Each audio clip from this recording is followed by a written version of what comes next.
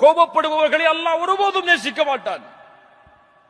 அறிஞர் சொன்னார், அல்லாஹ்வுடைய கோபத்தை அடையக்கூடிய காரியங்களில் மிக முக்கியமான காரியம் கோபம்.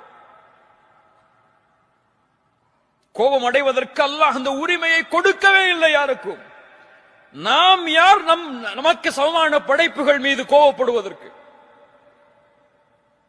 நீ இந்த படைப்பை படைத்தவனா? இந்த படைப்பிற்கு உரிமையாளனா? முடியாது. வல் காதிமீனல் கைத் என்றால் கோபத்தை விழுங்கிக் கொள்வார்கள். யாராவது கோபப்படுத்தினா, யாராவது ஒரு விமர்சனம் செஞ்சா போ அல்லாஹ் உன்னை மன்னிக்கட்டும் போயிருன்னு சொல்லி கோபத்தை காட்டிட மாட்டாங்க. கோபத்தை விழுங்குவார்கள் என்றால் யாராவது கோபப்படுத்தினால் இவன் சிரிப்பான், அடக்கிக் கொள்வான் உள்ளேயே. Download ShareChat.